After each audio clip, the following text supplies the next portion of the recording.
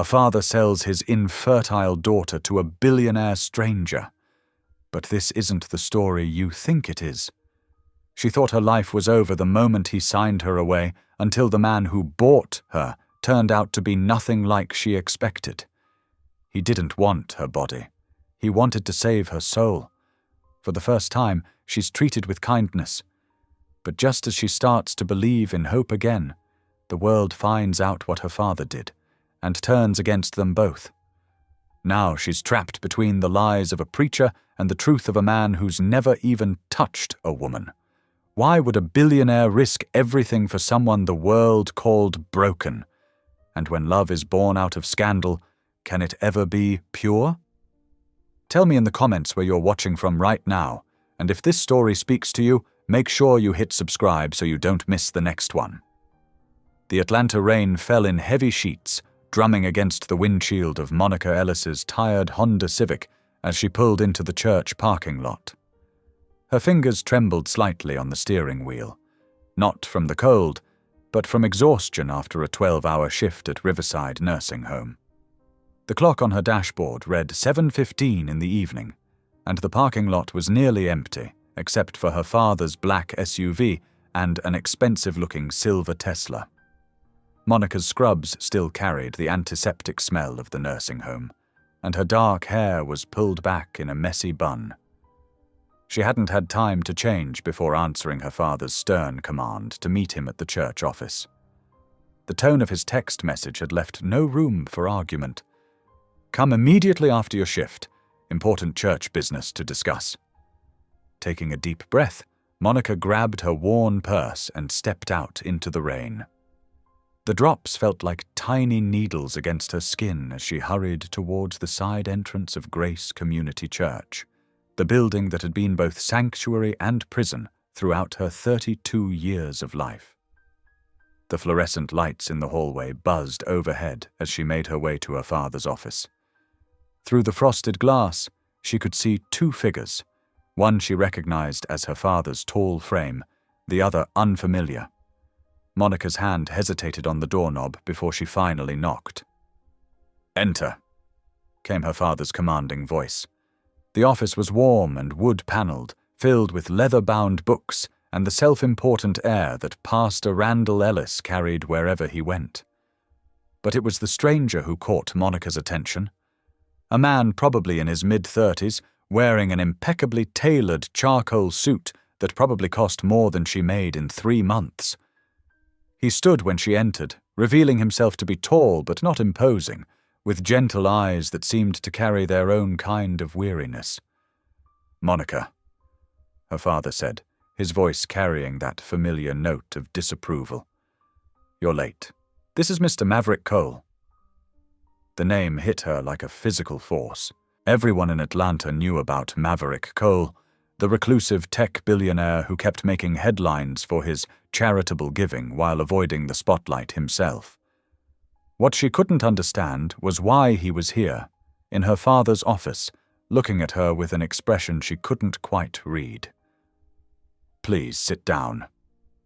Pastor Ellis gestured to the chair beside Mr. Cole, his tone making it clear this wasn't a request. Monica sank into the leather chair, her scrubs feeling suddenly shabby next to Mr. Cole's expensive suit. She noticed he hadn't resumed his seat, waiting until she was settled before sitting down himself, an old-fashioned courtesy that seemed genuine rather than practiced. "We've been discussing your situation," her father began, folding his hands on his desk.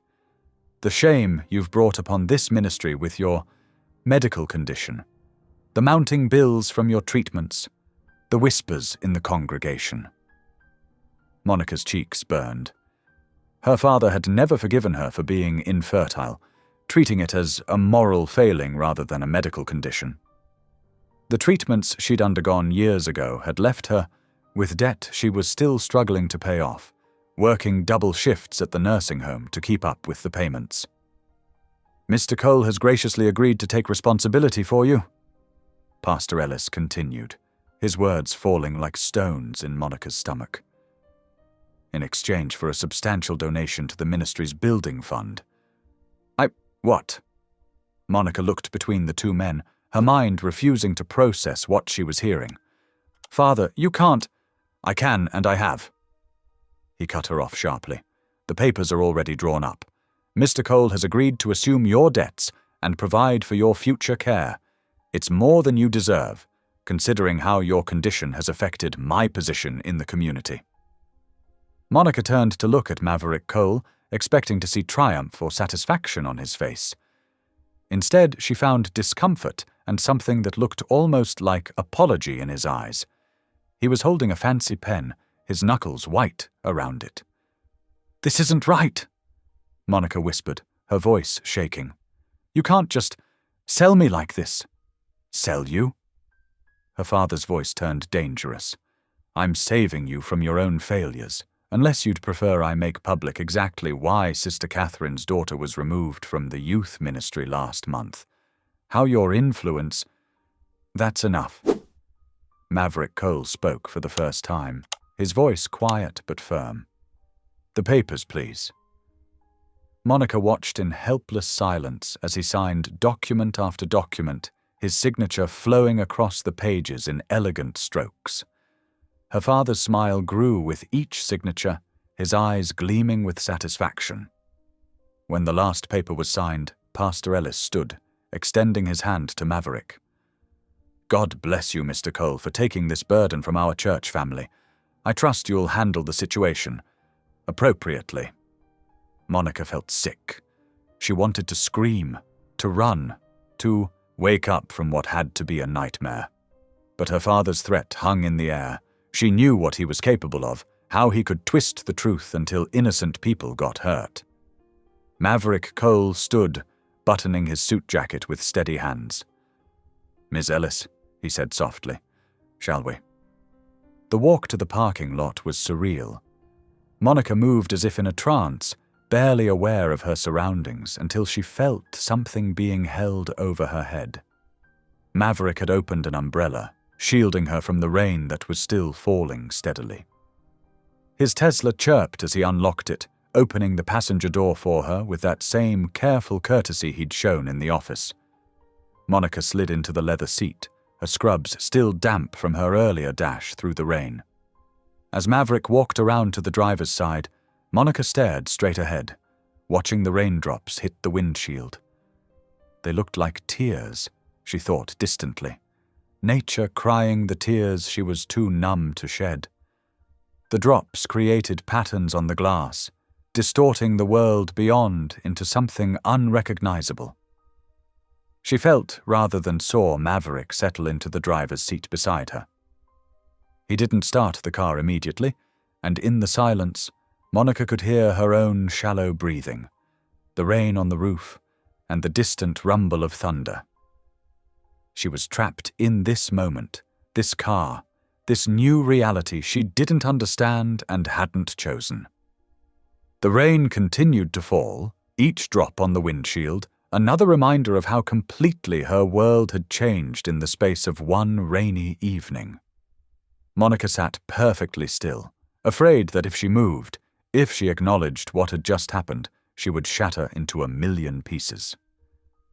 And so she remained, frozen in place, as the rain wept for her. The Tesla glided silently through Atlanta's rain-slicked streets, wipers keeping steady time against the downpour.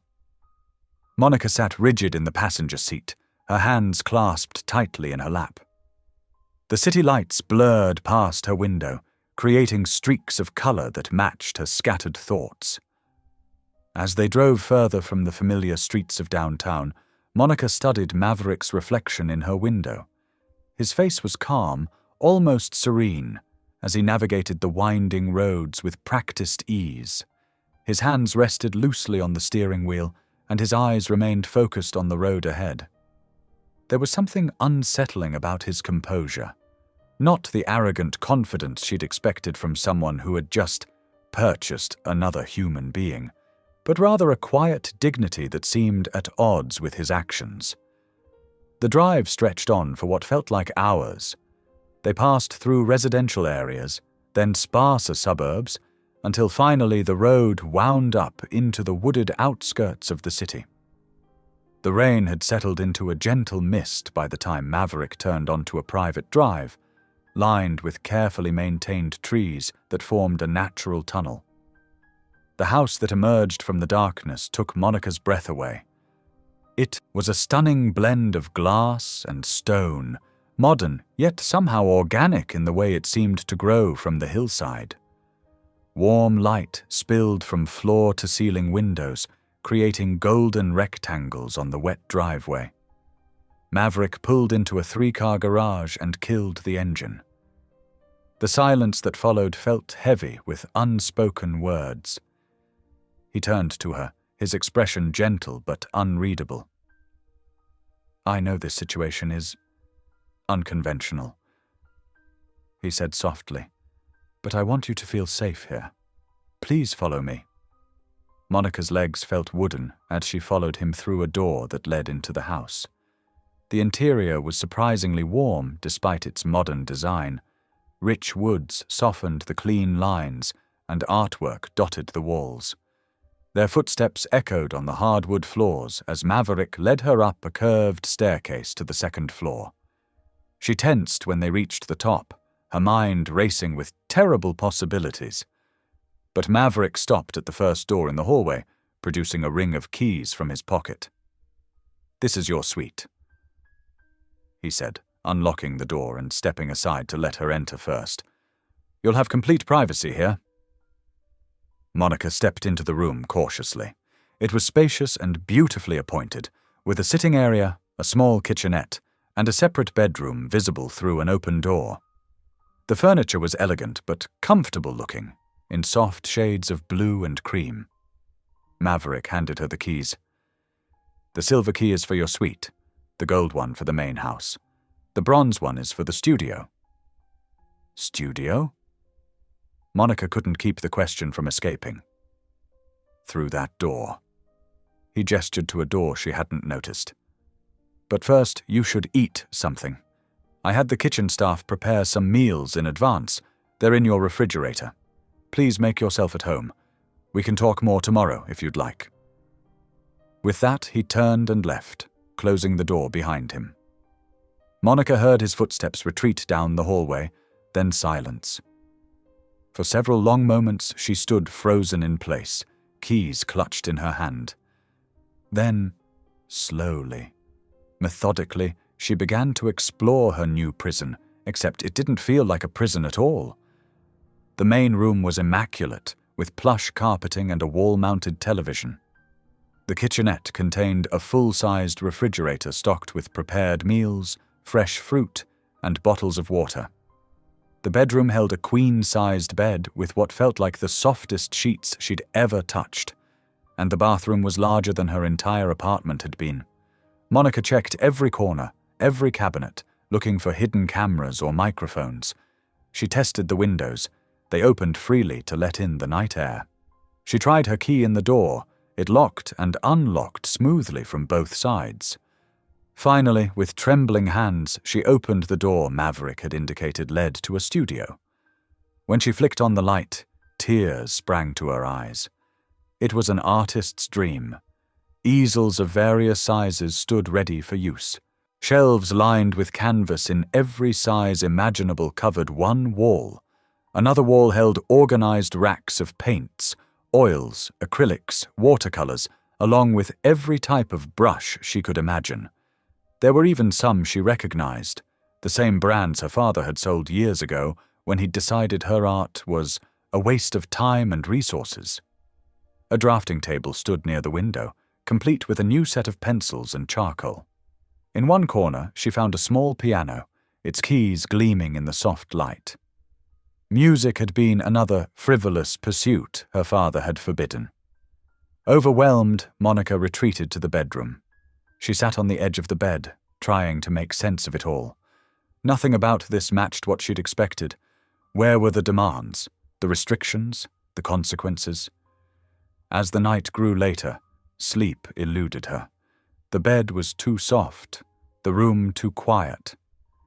She lay awake, staring at the ceiling, until a sound caught her attention. A voice, barely audible through the wall. Monica slipped from her bed and moved closer to the wall, straining to hear. It was Maverick's voice, soft and earnest in prayer. "Lord, give me strength to help her heal." She heard him whisper, "Let me be an instrument of your grace, not my own will. Forgive me if I've overstepped. Show me how to prove that love can exist without possession, that faith can survive even the deepest wounds." Monica pressed her hand against the wall, tears rolling down her cheeks. The words were so genuine, so different from her father's performative prayers, that they shook something loose inside her. She returned to her bed, pulling the covers up to her chin. Maverick Cole was not what she'd thought. Not a wealthy man collecting a new possession, not a corrupt businessman trading in human lives. He was something else entirely, something she didn't yet understand, but understanding would have to wait. For now she was exhausted, confused, and still wary. Trust was a luxury she couldn't afford, not after everything she'd been through. As she finally drifted toward sleep, Monica wondered what tomorrow would bring in this strange new world she'd been thrust into. The rain had stopped outside, leaving behind a profound silence broken only by the occasional drip of water from the trees. In that silence, two people lay awake in the same house, one praying for guidance, the other guarding her heart, while the night slowly gave way to morning. Morning light filtered through the gauzy curtains, painting golden stripes across Monica's bed. She'd barely slept, her mind racing with questions about her strange new situation. The art studio kept drawing her thoughts back. Its presence suggested planning, consideration, even kindness. But experience had taught her to be wary of apparent kindness. The gentle knock at her door made her jump. "Miss Ellis?" Maverick's voice was soft, hesitant. "I've brought some breakfast if you're awake." Monica smoothed her wrinkled clothes. From yesterday, she hadn't unpacked her small bag yet, and opened the door. Maverick stood there holding a tray loaded with food, scrambled eggs, toast, fresh fruit, and steaming coffee. He looked different in the morning light, less imposing in a casual button-down shirt and slacks. "May I come in?" he asked, waiting for her nod before entering. He set the tray on the small table by the window, then stepped back to give her space. Monica approached the table cautiously. The food smelled wonderful, but her stomach was too tight with anxiety to feel hungry. "Thank you," she said stiffly, sitting down. Maverick remained standing, his hands clasped behind his back. There's something I should tell you." He paused, seeming to gather his thoughts. "Your father, when he approached me about helping with your situation, he told me about your medical history." Monica's hand froze halfway to her coffee cup. Her face burned with shame and anger. Of course, her father had shared that deeply personal information. Her failure as a woman, as he called it. Her infertility had been his favorite weapon against her for years. "I want you to know," Maverick continued carefully, "that I don't care about having children. That's not why I'm here. I only care about keeping you safe." The bitterness that had been building in Monica's chest suddenly cracked. "Why?" she demanded, pushing back from the table. "Why would someone like you, a billionaire, buy a complete stranger just to leave her alone in a fancy guest suite? What's the real reason?" Maverick's expression softened with something that looked like sadness. "Because no one else would have protected you," he said simply. "Your father made it clear what would happen if you couldn't pay those medical debts. I couldn't let that happen." His words hung in the air between them. Monica stared at him, trying to read any hint of deception in his face. But all she saw was earnest concern. "Please eat something," he said gently. "I'll be working in my office today. It's just down the hall, the room with glass walls. You're welcome to use the art studio whenever you like. The whole house is open to you." He left her then, closing the door softly behind him. Monica sat for a long while, looking at the carefully prepared breakfast. Finally, she picked up a piece of toast and took a small bite. It was still warm. The day passed in a strange, quiet rhythm. Monica spent hours in the art studio, first just touching the supplies, then setting up a canvas. She couldn't bring herself to paint yet, but just being surrounded by art materials soothed something in her soul. Through the open door, she could see Maverick in his office, working steadily at his computer. Sometimes he paced while talking on the phone, but he never raised his voice or showed any sign of the aggressive behavior she'd come to expect from powerful men. As evening approached, another gentle knock came at the studio door. Maverick stood there with 2 covered plates. "Would you join me for dinner?" he asked. "Only if you're comfortable, of course." To her own surprise, Monica nodded. They sat at a small table in the kitchen, and Maverick uncovered plates of grilled chicken and vegetables. The silence between them felt less tense than before. "I should explain something," Maverick said after a while, "about why I live this way, why I try to use my wealth to help people."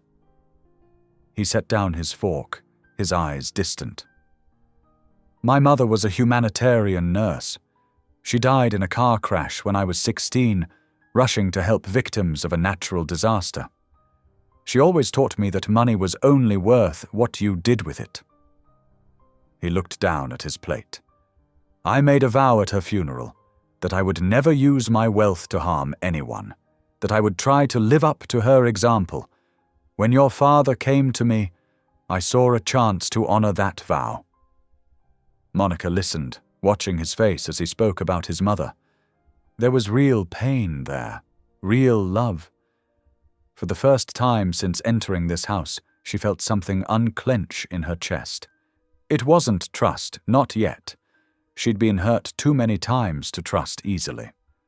But it was peace, or at least the beginning of it. They finished their meal in companionable quiet. The setting sun painted the kitchen in warm orange light, and Monica found herself studying Maverick's profile. He wasn't what she'd expected, not a wealthy predator, not a man seeking to own her. He was something else entirely, something that might, just might, be safe. Later, as she prepared for bed in her suite, Monica heard him praying again through the wall.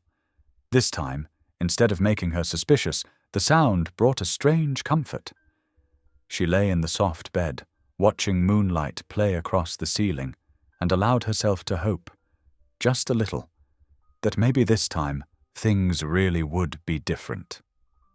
The days began to flow together like watercolors on canvas, each one bleeding gently into the next. Monica found herself settling into an unexpected rhythm in Maverick's spacious home. Every morning, she'd wake to find a fresh pot of coffee in the kitchen and a small note asking if she'd slept well. Maverick kept his physical distance, but his thoughtful presence filled the house. He'd leave little things, a new book he thought she might enjoy, fresh flowers on the dining table, or art supplies carefully arranged in the studio. His consideration showed in quiet ways that made Monica's heart ache with unfamiliar feelings. One morning, she found him in his office, surrounded by blueprints and documents. He looked up when she passed, offering a gentle smile. "Monica, do you have a moment?" She paused in the doorway, still careful about entering his space. "Yes. I'm working on a new charity project," he said, spreading out some papers. "A home for single mothers who need help getting back on their feet. Would you mind looking at the plans?" Monica stepped closer, surprised by the request. The blueprints showed a beautiful building with individual apartments, shared spaces, and even a children's playground. "It's lovely," she said softly. "But?" Maverick prompted, noting her thoughtful expression. "Well," she hesitated, then pointed to the layout. "The laundry facilities are in the basement. Single mothers with young children, they'll need easier access, and maybe some sort of indoor play area near the laundry room so they can watch their kids while doing chores. Maverick's eyes lit up. He grabbed a notepad and started writing. That's brilliant. What else? Before she knew it, Monica was sitting beside him, suggesting practical improvements based on her years of caring for others. The kitchen in each unit should have clear sight lines to the living area, so mothers can cook while watching their children. And the bathroom doors should have locks that can be opened from the outside, in case a toddler locks themselves in. You've thought about this before, Maverick observed quietly. Monica's hand stilled on the blueprints. Yes, she admitted. When I learned I couldn't. When the doctors said. She swallowed hard. I used to imagine running a place where mothers could find help, where no one would shame them for needing support. Maverick's expression softened with understanding. They spent the rest of the morning refining the plans, his expensive pen making notes in the margins, while Monica's creative solutions flowed freely. A few days later, they found themselves in the kitchen together at dinner time. Monica had been painting all afternoon, and Maverick looked tired from endless video conferences. Without discussion, they began preparing a meal together. I'll chop the vegetables, Maverick offered, reaching for an onion. Monica watched as he awkwardly positioned the knife. Have you ever actually cut an onion before? He looked sheepish. My staff usually handles the cooking. Here, Monica said, fighting back a smile. Like this. She demonstrated with another onion, her movements quick and sure. Maverick tried to copy her technique, but his cuts were uneven and clumsy. The onion slipped, and he nearly cut himself. I'm better with computer code than kitchen knives, he admitted. Something bubbled up in Monica's chest, a feeling so foreign she almost didn't recognize it. Then it burst forth. Laughter. Real, genuine laughter that seemed to surprise them both. The sound filled the kitchen, bouncing off the walls and high ceilings. It was like sunlight breaking through storm clouds, warming everything it touched. Maverick stood there, still holding the mangled onion, and slowly smiled. I suppose I'm rather hopeless at this, he said, which only made Monica laugh harder. Here, she managed between giggles. Let me help before you lose a finger. They worked together after that, Monica teaching him basic knife skills while he shared stories about spectacular cooking disasters from his bachelor days. The kitchen filled with warmth and good smells, and something else, something that felt surprisingly like home. Later that evening, Monica sat in her room with her sketchbook. Through the window, she could see Maverick on the back porch, kneeling in prayer as he did every night. The setting sun cast long shadows across his figure, and her artist's hand began to move, almost of its own accord. She sketched him just as he was, head bowed, hands clasped, completely unguarded in his faith. Her pencil captured the peace in his posture, the genuine humility that seemed so at odds with his wealth and power. Looking at the finished sketch, Monica realized she felt safe here. Truly safe, for the first time since she was a little girl who still believed in her father's love. But far across town, in his church office, Pastor Randall Ellis was crafting a very different picture. He stood before professional cameras, his face arranged in an expression of righteous sorrow as he recorded his weekly sermon. My brothers and sisters, he intoned, his voice heavy with manufactured grief. We must speak today about those who betray God's divine plan. Even now, my own daughter has turned from the path of righteousness. He paused for dramatic effect. Monica has chosen to sell herself to a wealthy man, abandoning the church that raised her, the faith that should guide her. Let her serve as a warning to all who would put worldly comfort before heavenly duty. The cameras captured every calculated gesture, every crocodile tear. Within hours, a local reporter would share the clip online, where it would begin to spread like poison through the community. But in that moment, Monica slept peacefully in her room, her sketchbook open beside her, while Maverick continued his prayers under the stars. The evening breeze carried the scent of blooming jasmine through the open windows, and Monica's dreams, for once, were free of shadows. The morning sun barely had a chance to warm the kitchen when Monica's world began to crumble again. She was pouring coffee when Maverick rushed in, his usual calm demeanor fractured by concern. "Monica," he said softly, "you need to see this." His tablet displayed a local news website. Monica's coffee cup clattered against the counter as she read the headline, "The billionaire who bought a pastor's daughter. Scandal rocks Atlanta's elite." Below was a photo of her, clearly taken from her father's church directory, alongside one of Maverick at a recent tech conference. The article twisted their story into something ugly and sensational, quoting her father's sermon extensively. "I'm so sorry," she whispered, hands shaking. "This is all my fault."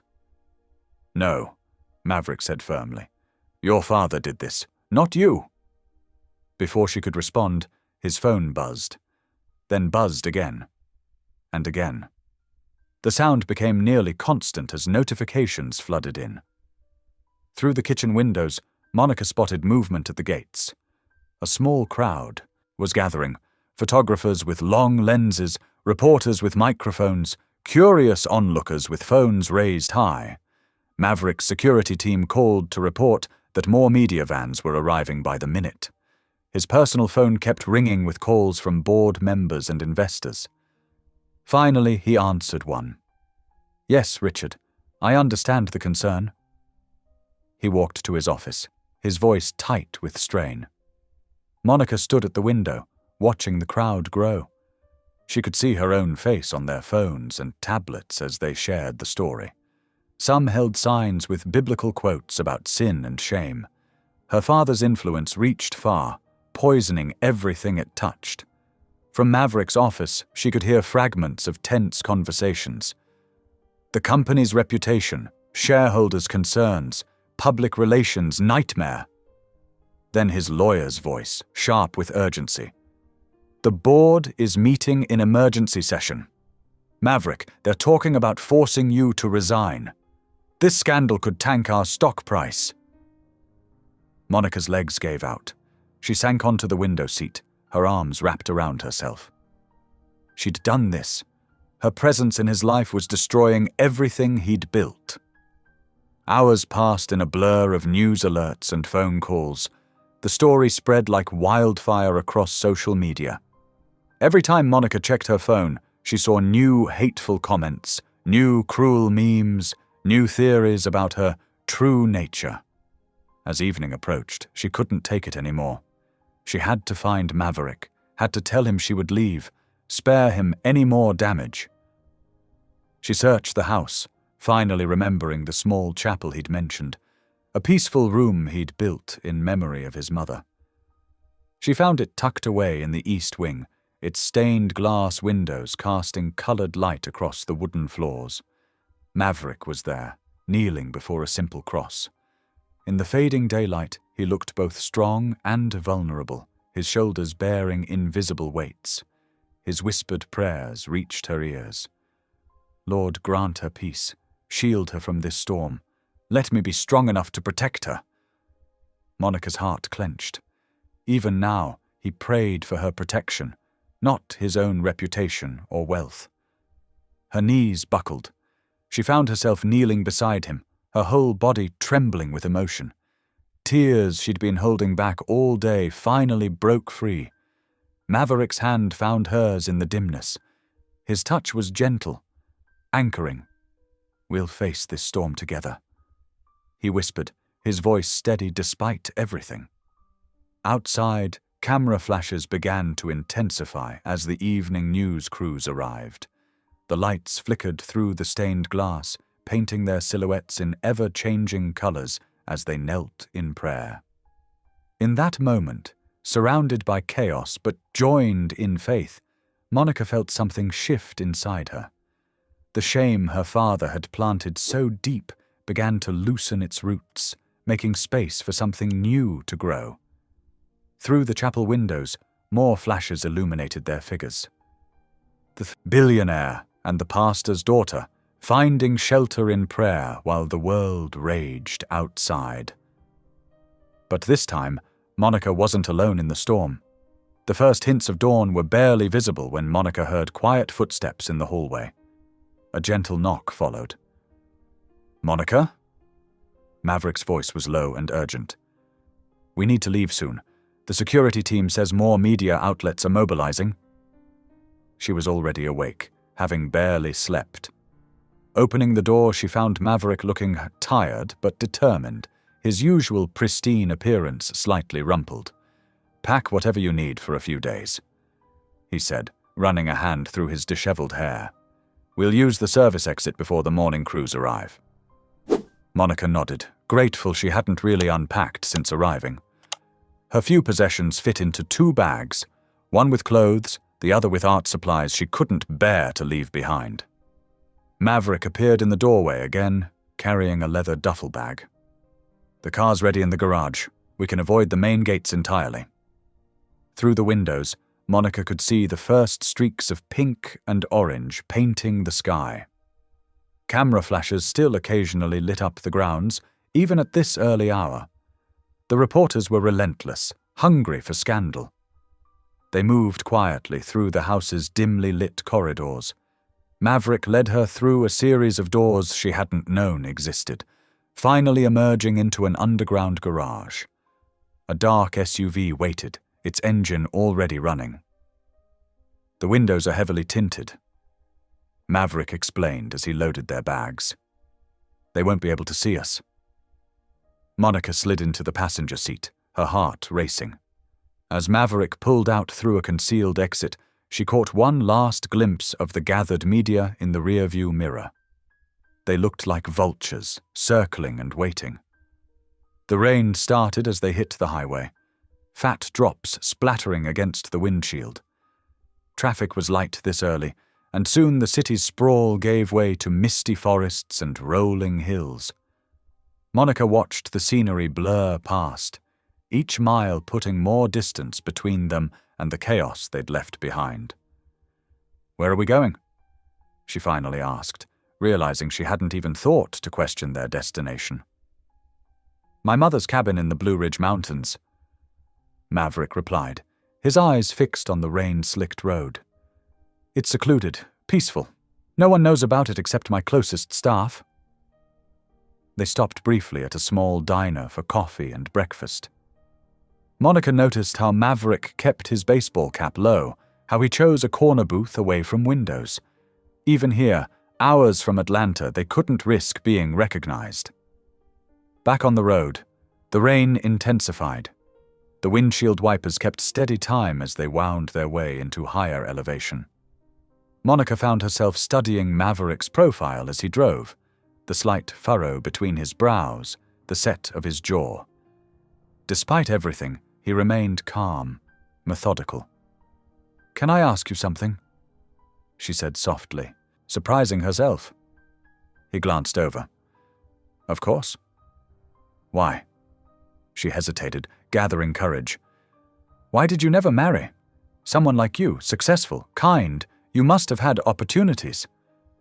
The question hung in the air between them. For a long moment, there was only the sound of rain and tires on wet asphalt. "Because I feared I'd fail someone's heart," he finally answered, his voice barely above a whisper. The raw honesty in his words made Monica's chest tighten. "After my mother died," he continued, "I saw how devastating it was to lose someone you love completely. And I didn't trust myself to be worthy of that kind of love, to be able to protect someone's heart the way it deserved." Monica absorbed this, understanding blooming in her chest. His wealth wasn't a shield, it was a burden, making him question every connection, every motivation. The afternoon wore on as they climbed higher into the mountains. The rain transformed into a fine mist, wreathing the pine trees in ethereal grey. Finally, Maverick turned onto a narrow gravel road that wound through dense forest. The cabin appeared through the trees like something from a fairy tale, a solid 2-story structure built of weathered logs and stone. A wraparound porch offered shelter from the elements, and smoke already curled from the chimney. "I called ahead," Maverick explained, noting her surprise. "The caretaker got everything ready." Inside, the cabin was a haven of warmth and comfort. Rustic furniture was arranged around a massive stone fireplace.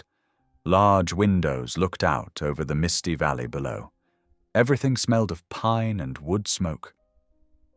"The kitchen's stocked?" Maverick said, setting their bags down. "I thought I'd make some stew. It was my mother's recipe." Monica nodded, oddly touched by the offer. While he worked in the kitchen, she explored the space, finding candles in crystal holders. She began lighting them, their warm glow softening the gathering darkness outside. The storm that had followed them from Atlanta finally caught up, rattling the windows with thunder. But inside, the cabin remained a peaceful sanctuary. The smell of simmering stew filled the air as Monica curled up on the oversized couch, watching raindrops trace patterns on the windows. Maverick emerged from the kitchen with 2 bowls of steaming stew. After they ate, he reached for a worn leather Bible on the nearby shelf.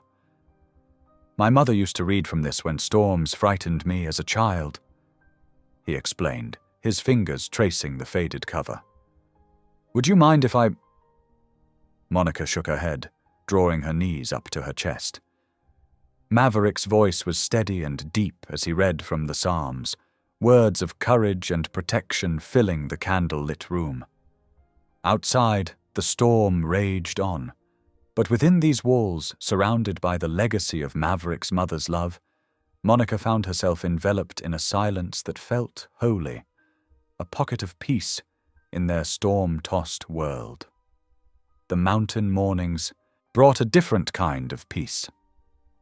Monica woke to sunlight filtering through pine branches and the distant sound of hammering. Following the noise, she found Maverick on the wraparound porch, carefully replacing worn boards. "Good morning," he said, looking up from his work. His shirt sleeves were rolled to his elbows, hands dusty with sawdust. "I hope the hammering didn't wake you." "No." Monica smiled, leaning against the doorframe. "I actually slept better than I have in years."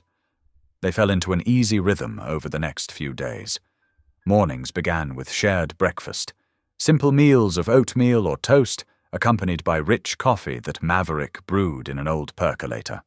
They would sit on the newly repaired porch, watching mist rise from the valley below while discussing their plans for the day. Monica set up her easel on the porch, capturing the ever-changing mountain landscape. The light shifted constantly, creating new scenes to paint. Morning sun on dewy grass, afternoon shadows stretching across the valley, evening light setting the clouds ablaze. She found herself losing track of time, completely absorbed in her art. Maverick divided his time between cabin repairs and work. He'd set up a small office in the study, attending video calls and managing his company remotely. Sometimes Monica would hear him pacing as he talked, his voice carrying through the open windows as he defended their sudden departure to concerned board members. One morning, unusual sounds drew Monica from her painting. Following the hesitant notes, she discovered Maverick in the cabin's small sitting room, hunched over an old upright piano. His tablet propped on the music stand displayed a piano learning app, and his fingers moved awkwardly over the keys as he attempted to play a familiar hymn. "Amazing Grace," she recognized, though the melody was halting and unsure. Maverick startled slightly, his hands freezing over the keys. "I thought you were painting," he said, looking embarrassed. "I'm not very good." "You're learning," Monica corrected gently. She moved to stand beside the piano. My grandmother taught me to play before—" She trailed off, memories of her father selling her piano flooding back. "Would you like to try?" Maverick offered, sliding over on the bench. Monica sat beside him, careful to maintain a respectful distance. Her fingers found the keys naturally, muscle memory taking over as she began to play. The hymn flowed smoothly, and without thinking, she began to sing softly. "Amazing grace, how sweet the sound that saved a wretch like me." Her voice was quiet but clear, carrying years of emotion. She hadn't sung since her father had banned her from the church choir, claiming her infertility made her unworthy to praise God. But here, in this peaceful space beside Maverick, the words felt pure again. When she finished, silence filled the room. Monica realized there were tears on her cheeks. "That was beautiful," Maverick said quietly. Would you teach me?" They spent the next hour at the piano, Monica guiding Maverick's hands through simple chord progressions. His touch was tentative but determined, and his joy at successfully playing even a simple melody was contagious. Later that afternoon, Maverick called her into his study. "Remember the women's shelter project we discussed?" he asked, gesturing to his laptop screen. "I've been working with the architects to incorporate your suggestions. Would you look at the plans?" Monica leaned over his shoulder, studying the drawings. The design included everything she'd mentioned: private spaces for mothers to heal, communal areas for support, even a small chapel. "It's perfect," she whispered. "I'm sending the first round of funding today," Maverick said. "Would you like to help me write the donation letter?"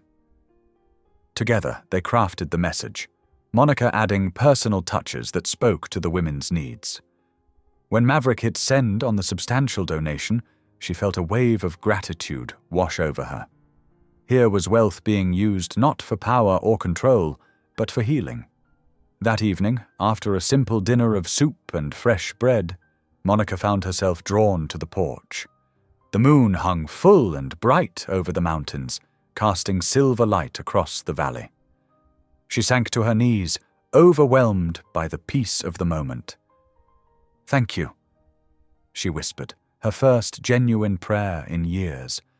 Not a desperate plea for escape or protection, but pure gratitude. "Thank you for this sanctuary. Thank you for showing me that faith can be gentle. Thank you for sending someone who understands." She heard Maverick's soft footsteps behind her, but didn't turn. He knelt quietly beside her, maintaining the respectful distance he always kept, and added his own silent prayers to hers. Later, as Monica prepared for bed in her cozy room under the eaves, she realized something had shifted within her. The constant fear that had been her companion for so long had eased. In its place was something new, not quite trust, not yet, but perhaps hope. As sleep claimed her, it wasn't her father's harsh voice that echoed in her mind, but Maverick's gentle whisper from their first night in the cabin. "You are safe now." For the first time, she truly believed it. The mountain night wrapped around the cabin like a protective blanket, stars twinkling through pine branches, while inside, two wounded souls began to heal in the safety of shared faith and understanding. The crisp mountain air carried the scent of pine and wood smoke as Maverick carefully arranged logs in the stone fire pit he'd built that afternoon. 7 days had passed since their arrival at the cabin, each one bringing small moments of peace that helped wash away the chaos they'd left behind. Monica watched from the wooden bench as he struck a match, the small flame dancing in the growing darkness. The stars were beginning to appear overhead, brilliant and clear in the mountain sky, far from city lights. She wrapped her sweater tighter around her shoulders, grateful for its warmth against the evening chill. The fire caught quickly, crackling and sending sparks upward like earthbound stars. Maverick sat on the opposite end of the bench, respecting the space between them as he always did. The firelight cast flickering shadows across his face, highlighting the gentle concern in his eyes as he glanced her way. "Are you warm enough?" he asked softly. Monica nodded, then found herself speaking before she could stop the words. "I tried to run away once," she said, her voice barely above a whisper. The firelight danced across her face as she stared into the flames, lost in memory. Maverick remained silent, waiting patiently for her to continue. "I was 24, she went on, her fingers twisting in her lap. "I'd saved money from my nursing home job for months, hiding it in a hollow Bible I kept under my mattress. One night, I packed a small bag and slipped out while Father was at a prayer meeting." She took a shaky breath, the memory still raw after all these years. "I made it 3 towns over before they found me. 2 deacons from the church. They said they were doing God's work. They dragged me back, saying I belonged to my father's ministry, that I had no right to leave." Her voice cracked. "Father made me confess my sin of rebellion in front of the entire congregation." Maverick's hands gripped the edge of the bench so tightly his knuckles showed white in the firelight. When Monica glanced over, she saw tears glistening in his eyes. "I'm so sorry," he whispered, his voice rough with emotion. "No one should ever be treated that way. No one owns you, not your father, not his church, not even—" he hesitated. "Not even me." The fire popped and crackled in the silence that followed. Then Maverick began speaking again, his voice soft, but carrying clearly in the still night air. "I never told you the full story about my mother," he said. Monica turned to face him, seeing the pain etched across his features. "She was a nurse, like you. She spent her life helping others, especially children. That day, the day of the accident, she was driving to volunteer at a children's shelter." He paused, taking a deep breath. "I knew the roads were icy. I could have offered to drive her, could have insisted she wait until the weather cleared.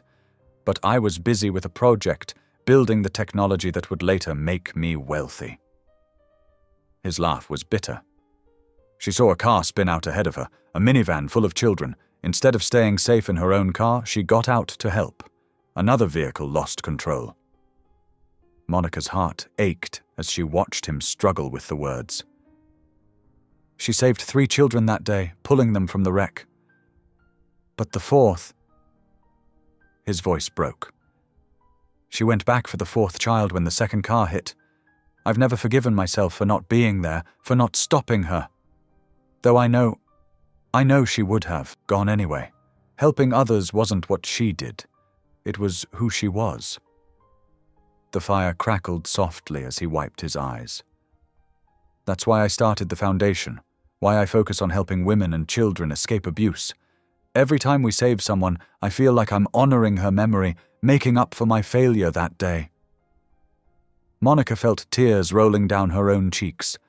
Without thinking, she reached out and touched his hand where it rested on the bench between them. His fingers trembled beneath hers. "Your mother would be proud of you," she whispered. Maverick turned his hand over slowly, palm up, giving her the choice to pull away. When she didn't, his fingers curled gently around hers. The touch was feather-light, offering comfort without demand. "Monica," he said softly, his voice uncertain. "I need to tell you something, but I don't want to frighten you." He took a deep breath. "These past days with you, watching you paint, hearing you sing, seeing you heal, I've begun to feel things I never expected. But I want you to know that I will never, ever act on these feelings unless you truly want me to. Your safety and freedom come first, always." Monica's heart raced, fear and hope warring in her chest. She looked at their joined hands, then up at his face, seeing only sincerity in his expression. The firelight softened his features, highlighting the gentle soul behind his quiet strength. "I trust you," she whispered, surprising herself with the truth of it. She didn't pull her hand away. They sat in comfortable silence as the fire burned lower, their joined hands a bridge across the space between them. No kisses were exchanged, no grand declarations made. They simply existed together in that moment of quiet trust, while overhead the stars wheeled in their ancient dance and the mountain air carried the scent of pine and possibilities.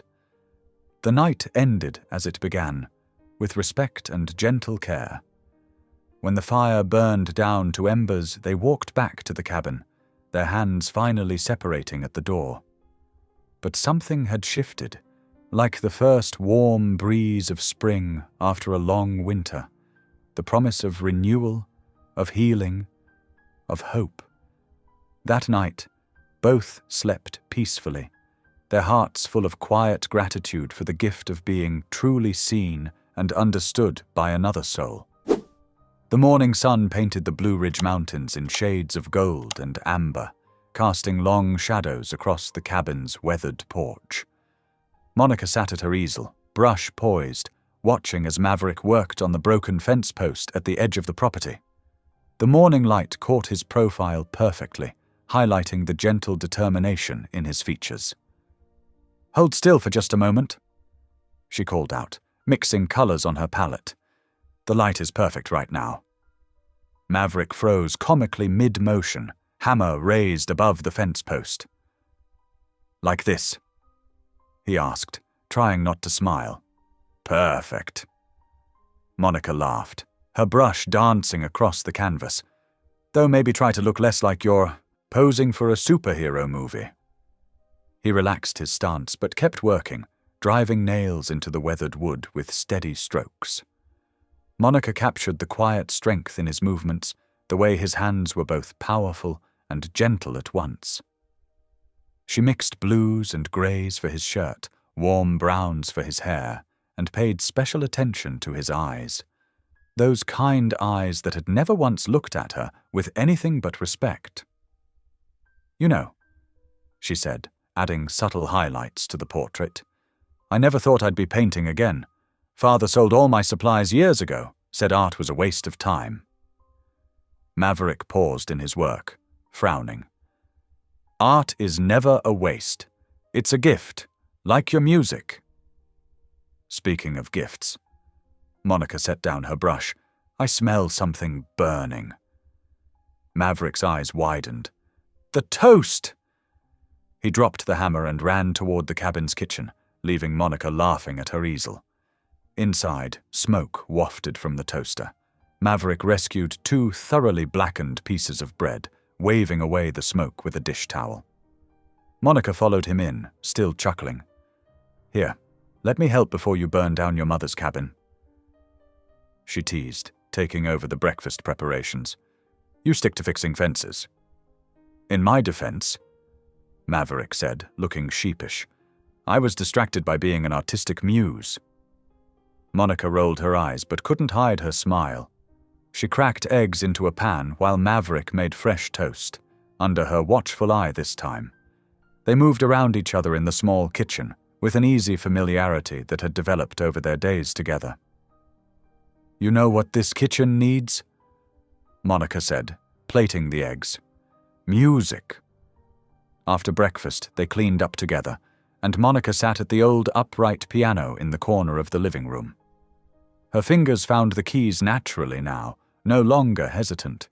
She began playing a hymn her grandmother had taught her long ago. Maverick dried the last plate and joined her on the bench. "I know this one," he said, and began to sing along. His voice was enthusiastic but desperately off-key, making Monica laugh so hard she had to stop playing. "That was unique," she gasped between giggles. "I'll have you know that's my best singing voice." He protested, trying to look offended but failing completely.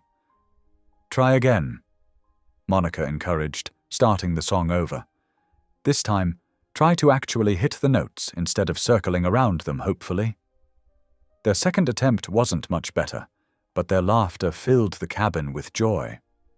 They tried several more songs, each attempt worse than the last, until they were both breathless with laughter. As evening approached, Monica explored the cabin's built-in bookshelves while Maverick answered some work emails. Hidden behind newer books, she found an old Bible, its leather cover worn soft with use. When she opened it, a handwritten note fell out. The handwriting was elegant but strong, and Monica knew immediately it must be from Maverick's mother. Note read, "Love is the only wealth that multiplies when given." The words made her throat tight with emotion. Quietly, she placed the Bible on Maverick's nightstand before heading to her own room. Through the wall, she heard him enter his room later, heard his soft intake of breath when he found the Bible. "Maybe Mum was right," he whispered, just loud enough for her to hear. Monica lay in her bed, staring at the ceiling, her heart full of unfamiliar emotions. The portrait she'd painted of Maverick stood drying in the corner, capturing not just his features, but the essence of his gentle spirit. She thought about his off-key singing, his burned toast, his careful respect of her boundaries, his genuine care for others. In the quiet darkness, she finally admitted to herself what her heart had known for days. She was falling in love with him, not because he had rescued her, not because of his wealth or kindness, but because of who he truly was, a man who used his pain to help others, who treated broken things with gentle hands, who sang badly but with his whole heart. In his own room, Maverick held his mother's Bible, running his fingers over her handwriting. He thought about Monica's laughter, her strength, her creativity, her resilience. He thought about how naturally she fit into his life, how her presence made the cabin feel like home again. The truth settled in his heart like a warm light. He loved her, completely and without reservation. Neither slept much that night, their hearts too full of the wonder and terror of love found unexpectedly, like a rare flower blooming in what they had thought was barren ground. The mountain night wrapped around the cabin like a blanket, holding their separate but synchronized realizations in its gentle darkness. The dawn light had barely begun filtering through the pine trees when the first siren shattered the mountain's tranquility. Monica jolted awake, her heart hammering against her ribs. The sound grew louder, multiplying into a chorus of wailing that echoed off the hillsides. She rushed to her window, and her blood turned to ice. Red and blue lights strobed through the morning mist. 3 police cars wound up the dirt road like angry metal wasps, kicking up dust in their wake. "Maverick!" she called out, her voice cracking with fear. He appeared in her doorway, already dressed. His face was pale but calm. "Stay behind me," he said quietly. Before they could reach the front room, the cabin door burst open with a thunderous crack. Armed officers poured in, weapons drawn, shouting commands that blurred together in the chaos. "Hands where we can see them!" "Maverick Cole, you're under arrest!" Monica's scream tore through the air as 2 officers grabbed Maverick's arms, forcing them behind his back. The metallic click of handcuffs seemed to echo in her ears like a death knell. "No, stop this!" She tried to push between them, to shield him somehow, but another officer held her back. "He hasn't done anything wrong!" Maverick's eyes found hers as they started to drag him away. Despite the chaos, his voice remained steady. "Faith wins in the end, Monica. Remember that." Through her tears, she saw his face, serene despite the horror unfolding around them. He looked like a man who had expected this moment, who had prepared his heart for it. Outside, camera flashes exploded like lightning. Reporters had followed the police up the mountain, hungry vultures seeking scandal. Their questions pelted like hail. "Miss Ellis, were you held against your will?" "Mr. Cole, did you pay Pastor Ellis for his daughter?" "Monica, did your father arrange this marriage?" An officer guided her toward a separate car, reciting her rights even though she wasn't under arrest. "We need to question you about the allegations, ma'am. Your father has filed serious charges." The word father hit her like a physical blow. Of course, Pastor Randall Ellis had orchestrated this entire nightmare. She caught one last glimpse of Maverick being placed in a police car before they put her in another vehicle. The drive back to Atlanta was endless. Monica sat in the back seat, numb, watching the beautiful mountain landscape slip away.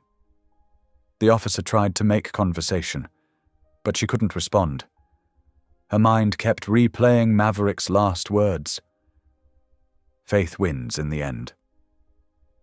At the police station, they led her to an interrogation room. The questions went on for hours. "Did Mr. Cole force you to leave Atlanta? Were you aware of any financial arrangements between him and your father? Did he ever threaten you or restrict your movements?" Monica answered truthfully, her voice growing hoarse. "He saved me. He gave me freedom when my father kept me prisoner. He never touched me, never forced me, never hurt me." But she could see in their eyes they didn't believe her. They'd already decided their version of the story. The wealthy man who bought a pastor's daughter and spirited her away to his mountain hideaway. The truth didn't fit their narrative. Later that evening, exhausted and alone in a cheap motel room, Monica flipped on the television. Her father's face filled the screen, speaking from his pulpit. Her stomach lurched. "My daughter's actions have brought shame upon our church family," Pastor Randall declared, his voice trembling with manufactured grief. "She has become the downfall of a righteous man, led astray by wealth and wickedness. But we pray for her soul, that she might return to the path of righteousness." Monica's tears fell onto her open sketchbook. With shaking hands, she began to draw. The image formed beneath her pencil. Maverick in chains, his face still peaceful, still believing in goodness despite everything. She poured her pain and determination into every line. "I'll clear your name," she whispered to the drawing. "I'll tell the whole world the truth about my father, about you, about everything, even if it costs me everything I have left." She worked on, the sketch until her vision blurred, until her hand cramped, until the first light of dawn crept through the motel window. The portrait captured not just Maverick's physical appearance, but the essence of his spirit, unbroken despite the chains, faithful despite the darkness. On the television, news channels cycled through the scandal on repeat. They showed footage of Maverick being led into the courthouse, his head held high. They played clips of her father's sermon, praising his Christian forgiveness toward his daughter's betrayal. They displayed old photos of Monica from church events, painting her as either victim or conspirator, depending on which channel was broadcasting. Her phone buzzed constantly with messages from church members, old friends, even strangers who had found her number. Some offered prayers, others condemnation. She turned it off, unable to bear their words. In the motel's bathroom mirror, Monica barely recognized herself. Dark circles shadowed her eyes, and her face was pale with exhaustion. But something else had changed too.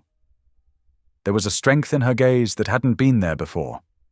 Maverick hadn't just given her safety. He had helped her find her own courage.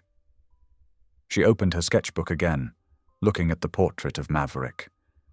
His eyes seemed to look back at her, with that same calm faith he had shown when they took him away.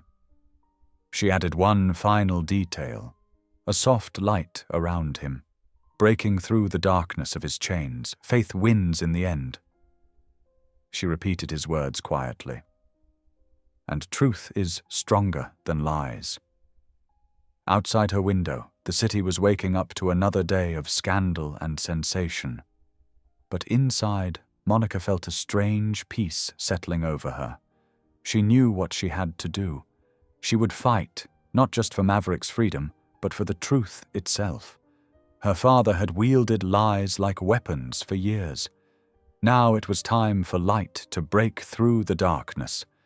She looked down at her sketch one last time, then carefully tore it from the book. She would need it later, when she told their story.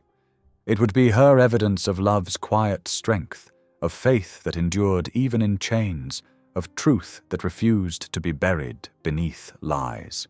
Sunday morning arrived with golden shafts of light piercing through stained glass windows at Grace Covenant Church. The familiar scent of polished wood and old hymnals filled the air as congregation members filed into their usual pews, whispering about the scandal that had rocked their community. Monica sat in her car across the street, watching them enter. Her hands trembled as they gripped the steering wheel. She had spent the entire night in prayer, seeking strength for this moment. The media vans were already parked outside, their satellite dishes reaching towards the sky like metal flowers. Some reporters paced near the church steps, hoping to catch a glimpse of Pastor Randall Ellis addressing the controversy. "Lord, give me courage," Monica whispered, touching the cross necklace she wore, not her father's expensive gift, but a simple silver one Maverick had given her at the cabin. The church bells chimed 10 o'clock.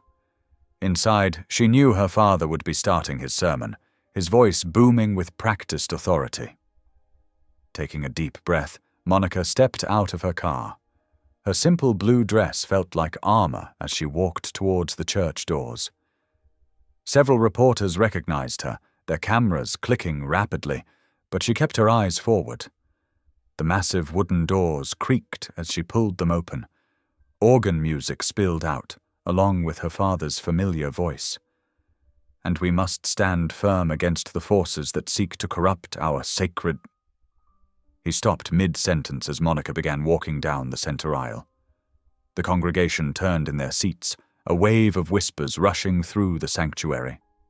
Some gasped, others quickly pulled out their phones to record. Pastor Randall Ellis stood frozen behind his pulpit, his face growing pale. The Bible lay open before him, forgotten. Monica kept walking, each step echoing against the marble floor. Her heart pounded so hard she thought it might burst, but she didn't stop. When she reached the front, she turned to face the congregation, faces she had known all her life, people who had watched her grow up, who had witnessed her father's control but never questioned it. Some wouldn't meet her eyes. Others stared with open curiosity or judgment. "I'm sorry to interrupt," Monica began, her voice trembling but growing stronger with each word. "But I can't let any more lies be told in God's house." The silence was absolute. Even the babies who usually cried during service seemed to sense the gravity of the moment. Camera phones glowed throughout the sanctuary like fireflies. "For years I've stood in this church and heard about God's love," she continued. "But what I experienced wasn't love. It was control. It was shame disguised as righteousness." Her eyes met her father's. He gripped the pulpit, knuckles white. "Last week my father sold me to a man he barely knew. He called it a donation to the ministry, but we all know what it really was." Gasps rippled through the congregation. "He did it because I couldn't have children, because he said my infertility brought shame to his ministry. He did it because I wouldn't let him control my life anymore." Tears streamed down her face now, but her voice remained steady. "But God had other plans. The man my father tried to sell me to, Maverick Cole, he turned out to be an answer to prayers I was too afraid to pray. He never touched me, never forced me. He gave me keys to his house and freedom to leave whenever I wanted. He showed me what real Christian love looks like, serving others without demanding anything in return." An elderly woman in the front row began to cry softly. Others shifted uncomfortably in their seats. Now Maverick sits in jail, accused of kidnapping me, when all he did was protect me from years of spiritual abuse. He's being punished for showing Christ's love while my father stands here preaching about righteousness. Pastor Ellis finally found his voice. "Monica, you're obviously confused." "No, Father. For the first time in my life, I see clearly." She turned to address him directly. "You taught me that God's love was conditional, that I had to earn it through perfect obedience to you. But that's not what the Bible says. God's love is free. It's given without price, without shame. More phones appeared, recording every word. The journalists who had slipped into the back of the church scribbled frantically in their notepads. "I'm not here for revenge," Monica said, her voice softening. "I'm here because the truth needs to be told, because there might be others in this congregation suffering under the weight of shame and control, thinking that's what God wants." She sank to her knees at the altar, tears flowing freely now. "Lord, forgive us all. Forgive the lies we've believed and the lies we've told. Forgive those who use your name to control others. Forgive me for staying silent so long." The congregation sat stunned. Some church elders shifted awkwardly, avoiding eye contact. Others openly wiped tears from their faces. A young woman near the back stood up and walked out, sobbing. Pastor Ellis tried to regain control of his church. "This is clearly an emotional outburst," but an older deacon stood up. "Let her speak, Pastor. We need to hear this." Monica rose from her knees, steady now. "My father will tell you I'm lying. He'll say I've been corrupted by wealth or led astray by sin. But God knows the truth. And now, so do you." As if on cue, several phones chimed with news alerts. The video was already being shared online, spreading across social media platforms like wildfire. The headline read, "Pastor's daughter exposes church scandal. He sold me to save his pride." Monica felt lightheaded, her body trembling with adrenaline and emotion. But beneath the fear, she felt something else. Freedom. The truth she had carried like a heavy stone for so many years was finally out in the open. Church members began to stand, some leaving quietly, others gathering in small groups to whisper and pray. A few approached Monica, offering hugs or quiet words of support. Others glared at her or hurried to console her father, who stood shell-shocked behind his pulpit. Outside, the media circus grew as word spread of what was happening inside. Phones continued to buzz with notifications as the video gained traction. Social media exploded with hashtags and shares, people either condemning the abuse or defending traditional church authority. Monica walked out of the church into the bright sunlight, cameras flashing around her. She felt both terrified and liberated, knowing she could never take back what she had done. But for the first time in her life, she didn't want to. The truth had cost her everything she once knew, but it had given her something far more precious, her soul's freedom. Monica woke to her phone buzzing frantically on the motel nightstand. The cheap digital clock showed 5:30 in the morning, but her social media notifications were already exploding.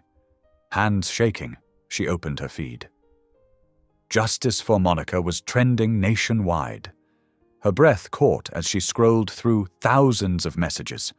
Women from every state were sharing their own stories of religious manipulation and control. Some had escaped, others were still trapped. All of them saw themselves in her courage. "My pastor father used scripture to justify his abuse," one woman wrote. "Monica Ellis gave me the strength to finally speak up. I was told my infertility was God's punishment." Another shared. "Today I'm finally letting go of that shame. Justice for Monica." Tears blurred Monica's vision as she read comment after comment. The truth she'd carried alone for so long had become a torch, lighting the way for others to find their voice. Her phone rang. It was James Chen, one of Maverick's lawyers. "Monica, have you seen the news?" His voice crackled with excitement. "The public support is incredible. Major news networks are calling. Religious abuse survivors are organizing rallies. This could change everything with the prosecutor." Monica sat up straighter. "What do you mean?" "Public pressure matters. The DA's office is already getting flooded with calls, but we need to keep the momentum going. Channel 7 wants to do a live interview with you this morning." Would you be willing?" Her heart raced. The thought of speaking on television terrified her. But Maverick was in jail because of her father's lies. She had to fight for him the way he'd fought for her. "Yes," she said firmly. "I'll do it." 2 hours later, Monica sat in the Channel 7 studio, trying not to fidget as the makeup artist touched up her face. The morning show host, Sarah Martinez, gave her an encouraging smile. "We'll be live in 3 minutes," a producer called out. Monica closed her eyes and prayed silently. "Lord, help me speak truth with grace." The red light blinked on. Sarah turned to the camera with perfect poise. This morning, we're joined by Monica Ellis, whose powerful testimony yesterday exposed alleged abuse and corruption within her father's megachurch. "Monica, thank you for being here." Monica took a deep breath. "Thank you for having me. Your story has clearly struck a chord. Thousands of women are coming forward with similar experiences. Why do you think that is?" "Because shame thrives in silence," Monica said softly. "When someone in authority tells you that God's love is conditional, that you have to earn it through perfect obedience, it creates a prison of fear. You start believing that your worth depends on meeting impossible standards." Sarah leaned forward. "And in your case, those standards included having children?" "Yes. When doctors diagnosed my infertility, my father said I had brought shame to his ministry. He used that shame to control me, to make me feel worthless." Monica's voice wavered, but held steady. "But that's not who God is. God's love isn't a transaction, it's a gift." "Let's talk about Maverick Cole," Sarah said gently. "Your father claims he kidnapped you, but you tell a very different story." Monica's eyes filled with tears as she thought of Maverick praying in his jail cell. "Maverick saved my life. When my father tried to sell me to him, Maverick played along because he knew it was the only way to get me out safely. He gave me a home with no strings attached. He showed me what real Christian love looks like, serving others without demanding anything in return." "And your feelings for him now?" Monica's voice softened. "I love him. Not because he's wealthy or powerful, but because he has the most genuine heart of anyone I've ever known. He risks everything to protect others, just like his mother did before him." "Your father is calling this a publicity stunt," Sarah noted. "He says you've been corrupted by Maverick's wealth." A sad smile crossed Monica's face. "My father has never understood that some things can't be bought or sold. Truth, faith, love, these are gifts we can only receive with open hearts." As she spoke, the studio crew had gathered, watching intently. Some were wiping away tears. "You've been through so much trauma," Sarah said quietly. "Yet you speak without bitterness. How?" Monica's tears spilled over. "Because I've experienced real grace. Through Maverick's kindness, through the support of strangers, through God's faithfulness, even in the darkest times." Her voice broke. "I just want others to know they're not alone, that they don't have to carry shame that was never theirs to bear." Sarah reached over and squeezed her hand. "You've just changed everything," she whispered as they cut to commercial. The interview went viral within hours. Religious abuse survivors organized vigils outside the jail where Maverick was held. Mental health experts spoke out about spiritual trauma. Even some of her father's own church members began questioning his leadership. Monica spent the day talking to Maverick's legal team, providing statements, sharing evidence. By evening, she was exhausted but hopeful. She had just ordered room service when her phone rang again. It was James Chen. "Monica!" His voice was jubilant. "The prosecutor just called. They're dropping all charges. Maverick will be released tomorrow morning." The phone slipped from her fingers. She fell to her knees beside the motel bed, body shaking with sobs of relief. "Thank you," she whispered through her tears. Thank you, God. Thank you.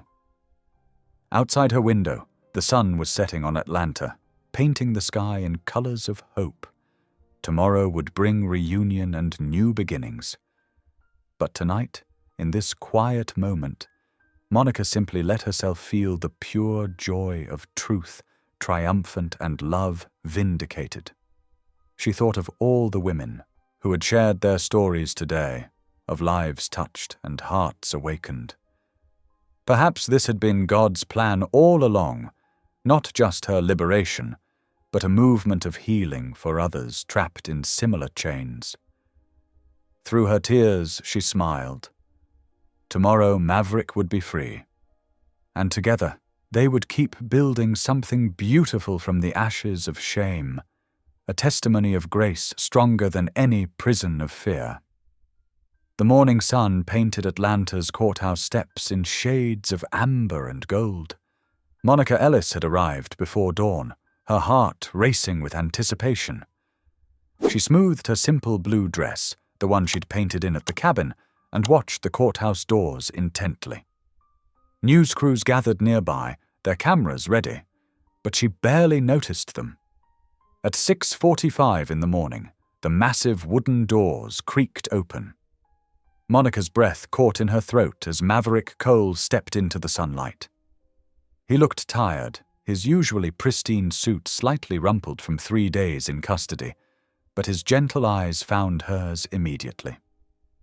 A smile spread across his face, not the reserved expression she'd first seen in her father's office, but something warm and real that transformed his whole being. Monica didn't remember deciding to move. One moment she was standing still, the next she was running up the courthouse steps. Cameras flashed around them like lightning, reporters called out questions, but their voices faded into meaningless background noise. Maverick opened his arms, and she flew into them. He held her close, one hand cradling the back of her head as if she were precious and fragile. She could feel his heart pounding against her cheek. "You found your voice," he whispered, his own voice rough with emotion. "And it freed us both." Monica pulled back just enough to see his face, her eyes shining with tears. "You taught me what freedom means," she answered softly. "Real freedom, not just from chains, but from shame." His thumb gently brushed away a tear from her cheek. Around them, the media circus continued, but they remained in their own quiet bubble of grace. James Chen, Maverick's lawyer, approached with a warm smile. "Let's get you two out of here. The mountain cabin is ready, and I've arranged for police protection along the route in case any reporters try to follow." In Maverick's car, the same one from that first rainy night that felt like a lifetime ago, Monica watched the city fall away. Maverick drove with one hand on the wheel, the other holding hers. Neither felt the need to fill the silence with words.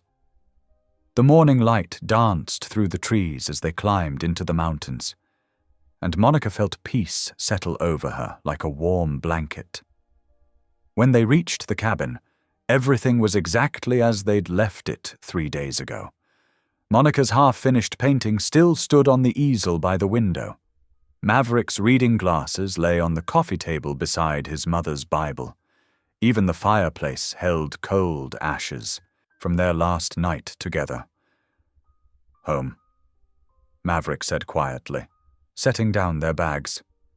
Monica turned to him with bright eyes. "Let's make breakfast. Real breakfast, not that awful jail food you've been eating." He laughed, a free, unguarded sound that filled the cabin with joy. "I should warn you, I'm still terrible at cooking." "Then we'll be terrible together." They moved around the kitchen in comfortable synchronicity. Monica mixed pancake batter while Maverick attempted to operate the coffee maker. Sunlight streamed through the windows, catching dust motes in golden beams. The radio played softly in the background, some old hymn about amazing grace. The first batch of pancakes turned out completely burnt on one side and raw on the other. They both stared at the sad, misshapen attempt before bursting into laughter. Maybe we should stick to cereal, Monica suggested, wiping tears of mirth from her eyes. Never, Maverick declared with mock solemnity. We face our challenges head-on in this household. The second batch wasn't much better, but by the third, they managed to produce something almost edible. They sat at the small kitchen table, sharing slightly charred pancakes and perfect coffee, trading smiles over their plates. As the afternoon faded into evening, they settled into their familiar routine. Monica painted while Maverick caught up on work emails. They took a walk around the property, hand in hand, watching the sunset paint the mountains in purple and gold. After a simple dinner, Maverick built a fire in the hearth, the same one that had witnessed their deepest confessions just days ago. Monica sat on the couch, watching the flames dance, when she felt him sit beside her. His presence was solid and reassuring, like an anchor in a storm. "Monica," he said softly, taking her hand in his. His fingers trembled slightly, betraying his nervousness. "These past weeks have changed everything I thought I knew about love and faith. You've shown me that real strength isn't in closing yourself off, but in opening your heart despite the risk of pain." She turned to face him, her heart beating faster at the earnest look in his eyes. "I know we started this journey under impossible circumstances," he continued, "and I want you to know that you're free to choose your own path now. But," he took a deep breath, "if you still want to stay, if you'd consider building a life here, with me, I promise to spend every day trying to be worthy of your trust." Monica's eyes filled with tears as she remembered all the moments that had led them here. His gentle offer of an umbrella on that first rainy night, the art studio he'd prepared, his patient presence as she healed, his prayers for her peace even in jail. "Forever," she whispered, squeezing his hand. "If God allows." Maverick's free hand came up to cup her cheek, his touch infinitely tender. He leaned forward slowly, giving her time to pull away if she wanted. Instead, she met him halfway. Their first kiss was gentle as a prayer, sweet as amazing grace. The firelight danced around them, casting warm shadows on the walls. Outside, crickets sang their evening song, and a cool mountain breeze carried the scent of pine through the open window. When they finally parted, Maverick rested his forehead against hers. "Thank you," he whispered. "For what?" "For showing me that love isn't a transaction, it's a gift." Monica smiled, tears of joy sliding down her cheeks. In that moment, she felt completely, perfectly free, not just from her father's control or society's judgment, but from the chains of shame that had bound her heart for so long. The fire crackled softly, its warm light embracing them like a blessing. Here in this cabin, where they had first learned to trust, they began writing a new chapter, one built on faith, freedom, and the kind of love that multiplies when given away. The late summer breeze swept through the open windows of their new home, carrying the scent of freshly cut grass and blooming gardenias. Monica stood in their modest living room, arranging fresh flowers in a ceramic vase she'd made herself. The house, located in a quiet suburb just outside Atlanta, was everything they'd dreamed of.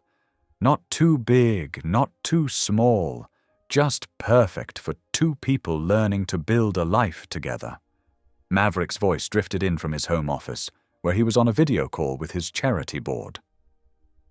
"Yes, the women's shelter will be named the Monica Ellis Hope Center. It's non-negotiable." His tone was gentle but firm, the same quiet strength that had drawn her to him from the beginning. Monica smiled, remembering how adamant he'd been about naming the shelter after her, despite her protests.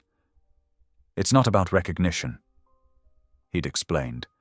"It's about showing other women that survival is possible, that there's hope after darkness. The shelter was just one of many projects Maverick had reinstated since their return.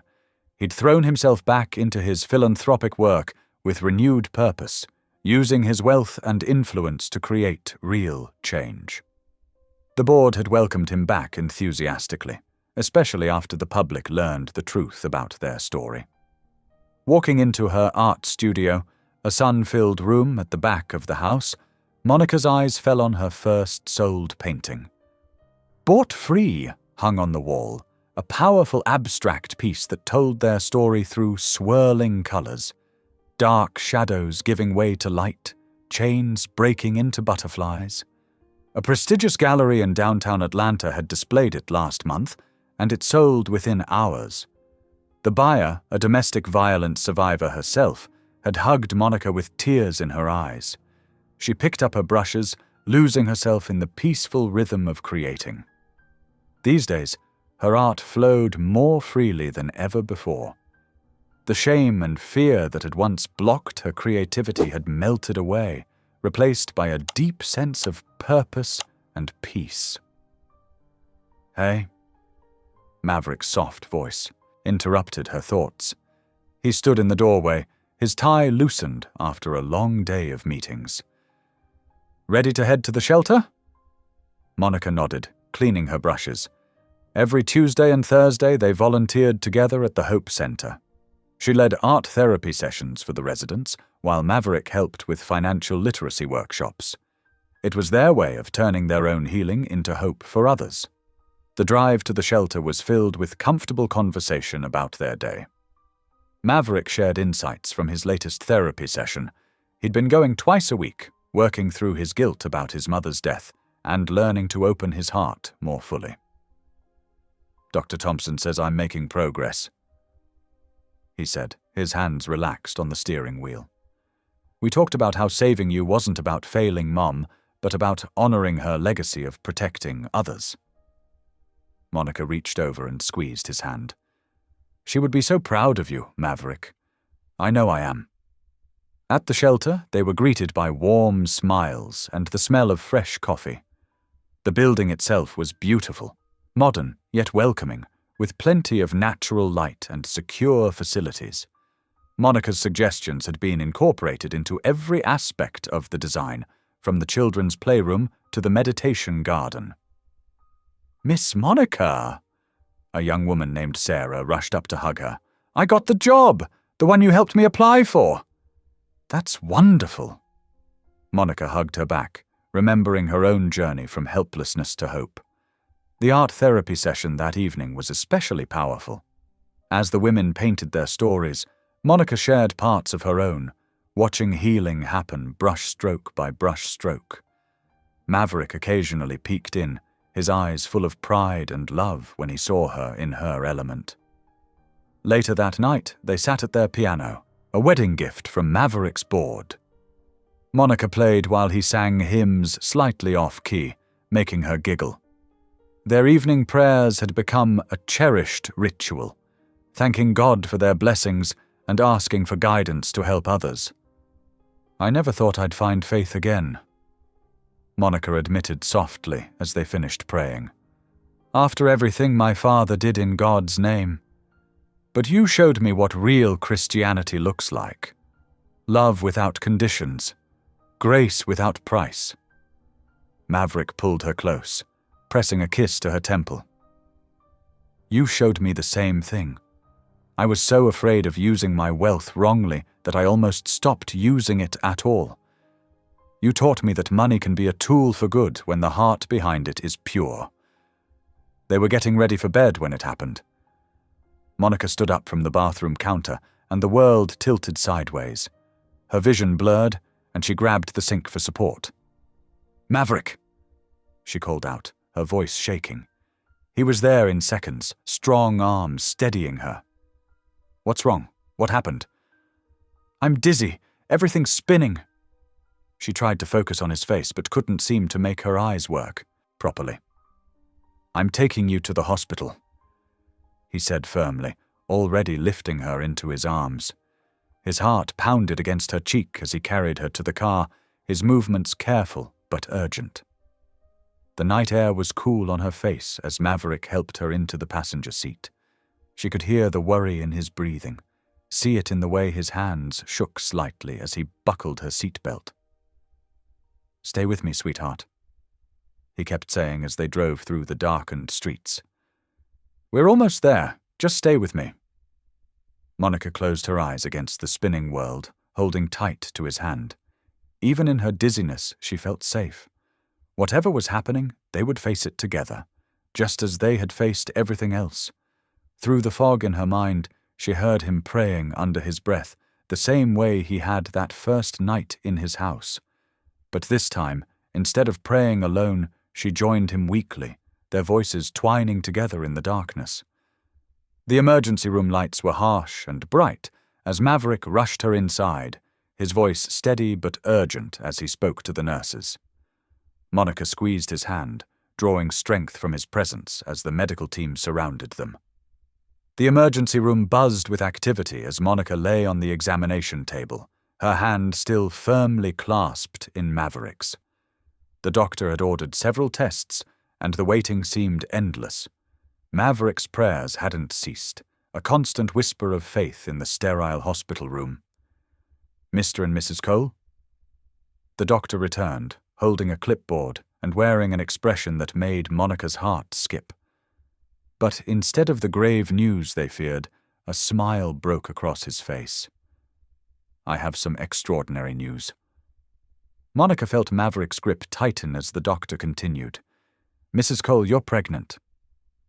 The words hung in the air like a miracle. Monica's free hand flew to her mouth, tears welling up instantly. Maverick stood frozen, his face a portrait of disbelief and wonder. But that's impossible," Monica whispered. "The doctor said I could never—" The doctor's smile widened. "Sometimes, Mrs. Cole, medicine can't explain everything. Your hormone levels are perfect, and early tests show a healthy pregnancy. You're about 8 weeks along." Maverick's composure crumbled. His knees gave way as he sank into the chair beside Monica's bed, still clutching her hand to his chest. Tears streamed down his face as deep, racking sobs shook his broad shoulders. Years of controlled emotions broke free like a dam giving way to spring floods.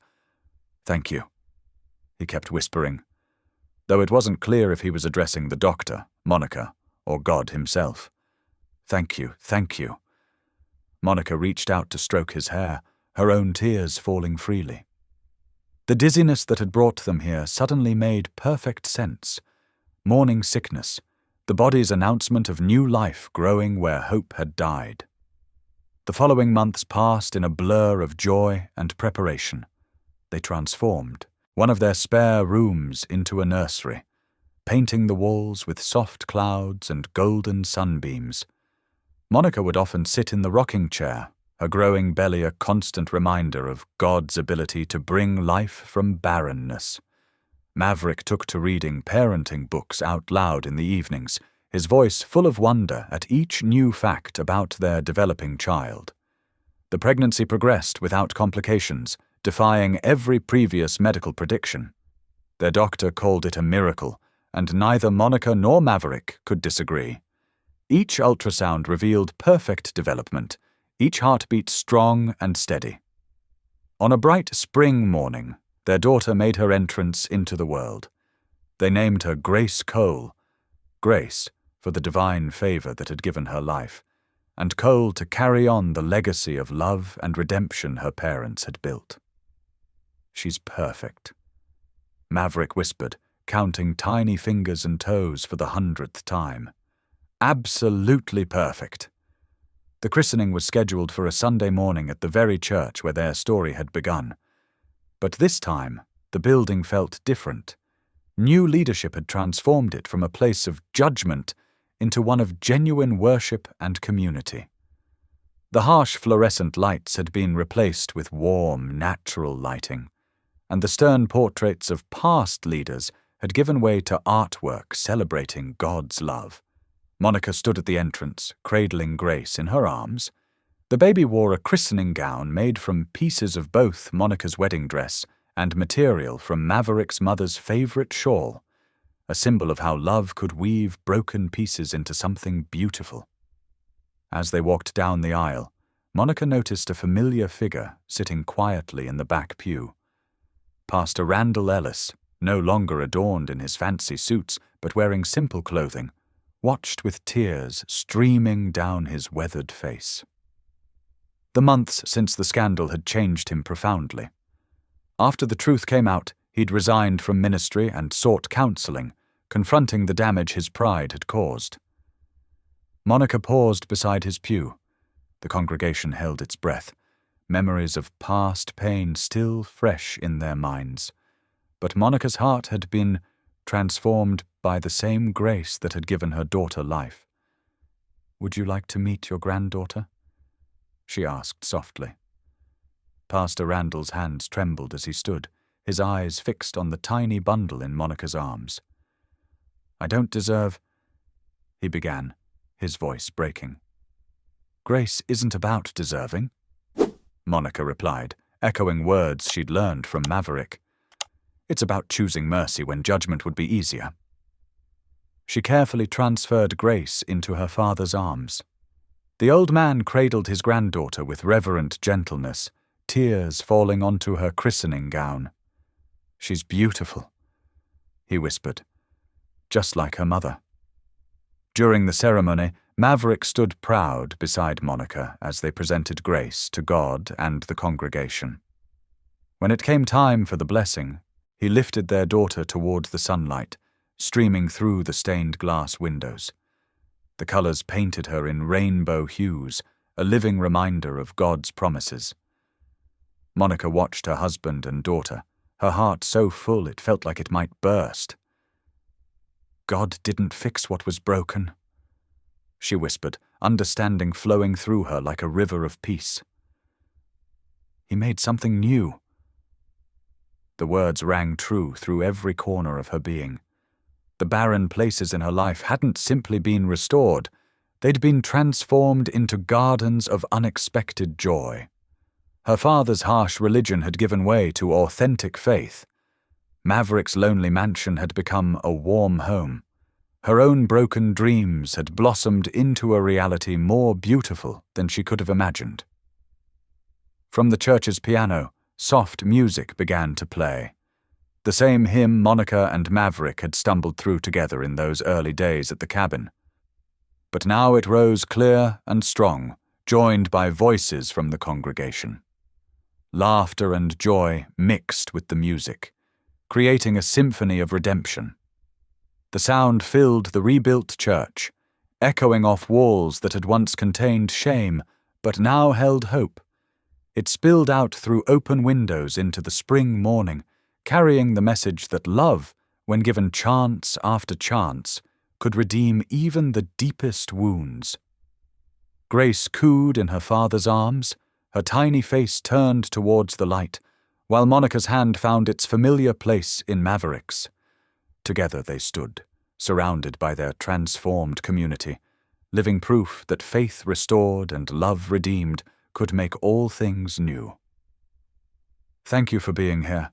If something in this story stayed with you, I'd love to see you again. Subscribe, and tomorrow I'll bring you another story crafted with heart.